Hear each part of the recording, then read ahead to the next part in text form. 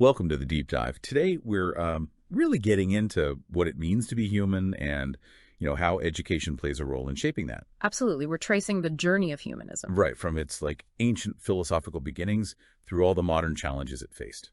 And we'll look at this really innovative model called Ders BELGELİDİ, DB for short. Yeah, DD. We've got some great sources lined up to see how it kind of rethinks human-centered approaches for right now, our digital interconnected world. Our mission today is first to uncover the core ideas behind humanism, then understand the really profound critiques it got from philosophers like Heidegger, Sartre, Arendt. Big names there. Definitely. And then see how DB offers this, well, they call it a living model for education. It's a way for you to get up to speed quickly on this whole philosophical arc. And you'll find some surprising connections, right? About how this journey impacts your own take on knowledge and responsibility. Exactly. Okay, so let's dive in. Our sources show humanism's earliest roots going way back, ancient Greece. Right. People like the sophists, remember, man is the measure of all things. But Aristotle, too, he saw education as more than just skills, didn't he? It was about shaping the soul. Sculpting the soul, yeah. Towards virtue, towards happiness. That really laid the groundwork, for focusing on the individual. Then fast forward to the Renaissance, that was like an intellectual liberation, as one source puts it. A huge shift. Figures like Petrarch championing the studia humanitatis, the humanities. Focusing on moral, intellectual growth, reason, human potential. A big change after the Middle Ages. Definitely a turn back towards humanity itself. And it kept evolving. Modern humanism saw us not just as rational, but as symbolic animals. Meaning we create meaning through culture, language, art. Right. And this whole inheritance really shaped Turkish modernism, especially with Atatürk's reforms. Big state-led changes. Absolutely. Turkish humanism was quite unique. It wasn't just adopting Western ideas, it was reinterpreting classical texts to build a new secular national identity. You had laws like the Tevhid Tedrisat. Unifying and secularizing education, exactly. And the village institutes, fascinating places, inspired by learning by doing. Empowering rural areas, right? Yeah. Connecting science with local needs. Very focused on social transformation. Yes. But, this strong focus on the human wasn't universally accepted. Right, the critiques. Martin Heidegger, for example, he worried that focusing only on us makes us, ironically, rootless, disconnected. A powerful critique. That detachment from our deeper grounding in the world, or being. So how does DB, this model we mentioned, actually address that feeling of rootlessness? Does it? I think it does, yeah. It moves art beyond just being a product, something you can maybe reduce to technique. Instead, DB pushes for direct engagement with nature. To observation, experience. Exactly. Actively trying to reestablish that connection Heidegger talked about. Art becomes a way to engage with existence itself, not just represent it. Okay, that's interesting. And then there's Sartre, Jean-Paul Sartre. He famously flipped humanism around. Existence precedes essence. Probably his most famous line. Meaning we're born as a blank slate, more or less. No fixed human nature. Right.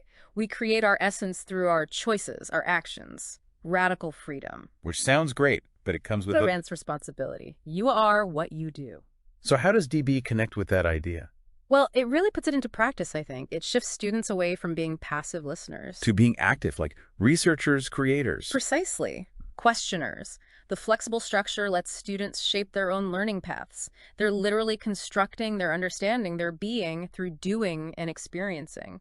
Art education in DB is very much a journey of self-discovery, embodying that Sartrean idea. Then there's Hannah Arendt, another key perspective. She kind of pushed back against Heidegger's solitary thinker, right? She did. She emphasized natality, this idea that every birth is a potential new beginning. A new start through action. But action where? In the common world, that shared public space we all inhabit. For Arendt, education is crucial for preparing us to act responsibly in that world, to protect it. Okay, so individual action, but for the collective good. How does DB reflect that? It's quite clever, actually. While individual work, sketches, notes, journals is central and documented meticulously. Right, the individual journey. It also feeds into a collective memory for the whole class, the whole group. DB uses public platforms to create a living archive. Ah, so individual work becomes part of a shared public record. Exactly. Transforming individual learning into a kind of shared public action, preserving it digitally for the community. It builds that common world aren't talked about, but for the digital age. Which brings us neatly into post-humanism, the digital age stuff, this idea of the infosphere, where digital and physical life just merge. Or Donna Haraway's ideas about technology blurring the lines human, machine, nature. It's all becoming interconnected. So does DB just embrace the tech, or does it try to keep the human distinct? It integrates it, but in a way that redefines relationships. Using VR and AR, for instance, isn't just a gimmick. It takes learning outside the classroom walls. And deepens that interaction between nature, art, and technology. AI is used too, showing creativity isn't just a solo human thing anymore. It pushes us to rethink subjectivity. So humans are positioned within this network. Yes, as active beings constantly interacting with nature, machines, culture, not separate from them, but part of them. And there's a final link, right, to UNESCO's vision. That's right, UNESCO's Humanistic Futures of Learning. It calls for cultural, ethical, intellectual growth, global access to knowledge, social responsibility. DB aligns quite well. How so?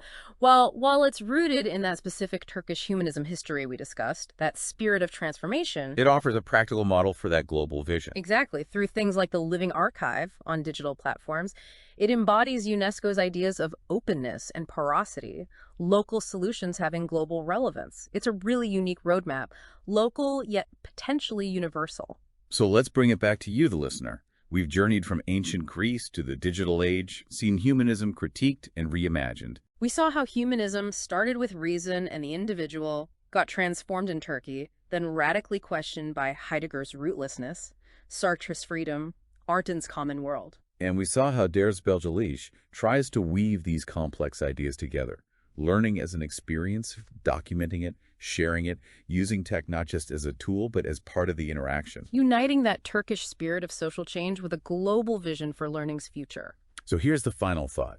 If being human isn't fixed, if it's this ongoing becoming where you're constantly shaping who you are through your choices, while juggling these intense relationships with technology and the environment, what new responsibilities, maybe what new possibilities does that open up for you? In your own learning, your own actions in the world, something to think about.